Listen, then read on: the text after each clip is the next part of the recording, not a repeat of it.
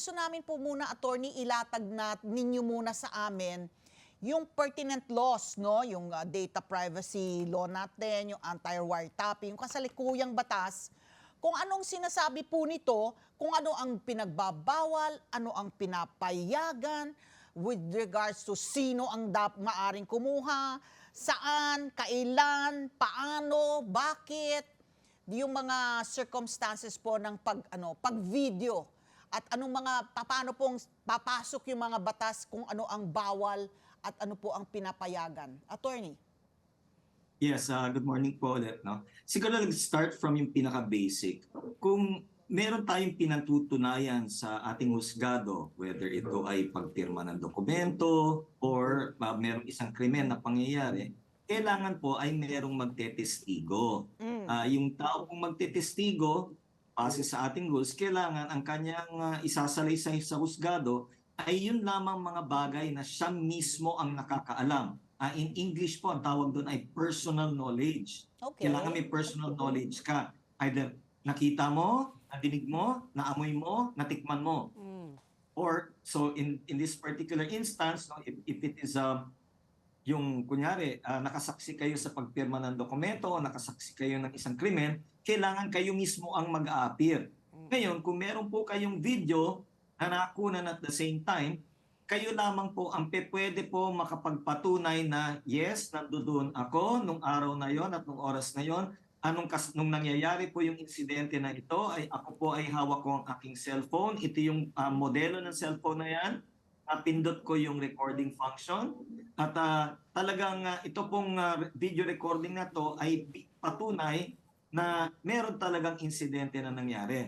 So, punong-punot dito, no, talaga yung requirement na yung tao mismo na gumawa ng video na yun ang siyang haharap sa husgado. Meron tayong magiging problema kung itong taong ito ay either ayaw maging involved or natatakot na siya ay gagantihan nung pong tao na kanya na videoan. No? So, mukhang sa ating batas, at pati na rin ng kapulisyahan, mahihirapan na patunayan ng isang krimen kung wala talagang haharap at tatayo bilang testigo. So, doon sa tanong naman na data privacy or violation of anti-wiretapping, no? Siguro kung sino po yung nagbibigay ng pananaw na yon, pag-aralan po muna uli yung RA 4200, yung anti-wiretapping law natin. Ito po ay ginawa, I think, mga 1950s. Nung panahon na yon, wala pa pong mga cellphone camera. So sa madaling salita, pag binasa niyo po yung batas, it only pertains actually to recorded conversations over the telephone, a dictaphone, or any audio recording devices. No po. So, merong basic rule po yan. No? Hindi nyo pwedeng isakop ang isang equipment no, na nung time na ginawa yung batas na yon was not in existence or hindi man lang naiisip ng tao na meron. No? So, kumbaga sa self-limiting po yan. Meron tayong legal dictum po dyan. Expressio unius es exclusio alterius. It means that kung ano lamang yung nakalaman doon sa batas, it excludes or it removes everything else. Ayun. No? So, kung ang batas ay para lamang sa mga voice recordings, hindi pa pwedeng violation yung meron kayong video recording. Video, yeah. Oo. So, I was going to ask, attorney, no, very timely yung itong pagfa-file ninyo for consideration of the courts, whether that's the Supreme Court or yung mga regional court.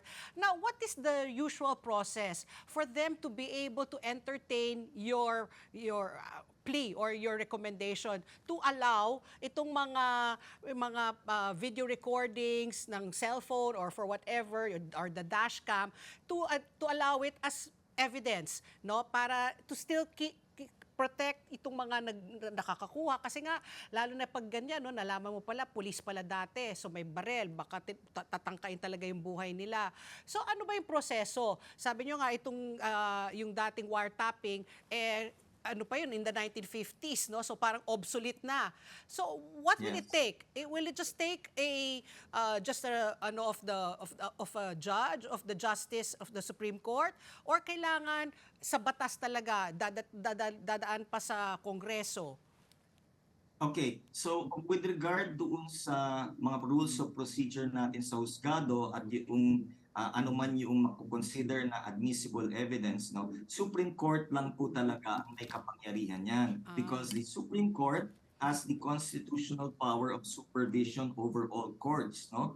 So, ang ginawa ko nga po ay gumawa po ako ng kasulatan o ng isang letter request sa Supreme Court, baka sakali, no? And with proper consideration of yung pag-ensure noong authenticity, no, yung legitimacy nitong mga videos or yung mga photos, ay magkaroon ngayon ng bagong administrative circular or policy which now allows the courts, no, to appreciate fully itong mga evidences na to, subject of course to due process.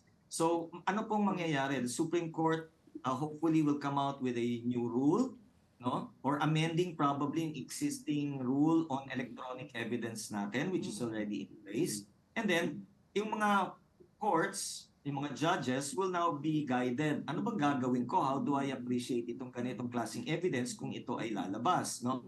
And even yung mga litigants din naman ay mapoprotektahan at the same time.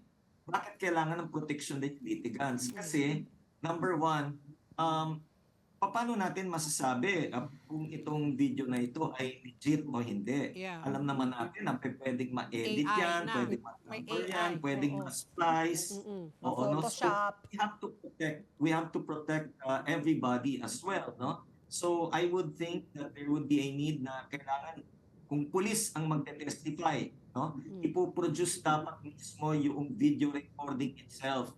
And then yung pong mga akusado na nakokomprontahan nitong ganitong klaseng ebidensya, may kapangyarihan din at may right din, suriin mabuti, dalhin itong video evidence na ito o yung photographic evidence sa isang digital expert na pwedeng ngayon nila na ma-check kung ito ay tampered, altered, Photoshop or whatever, no? Oo. And then of course, once na ma-establish ito, mabigyan din yung akusado ng opportunity to show, no, kung meron talagang parang retoke doon sa video or doon sa photo, then that's the only time that the court can go ahead, no, later on to determine whether this evidence can stand as evidence against an accused. Oo.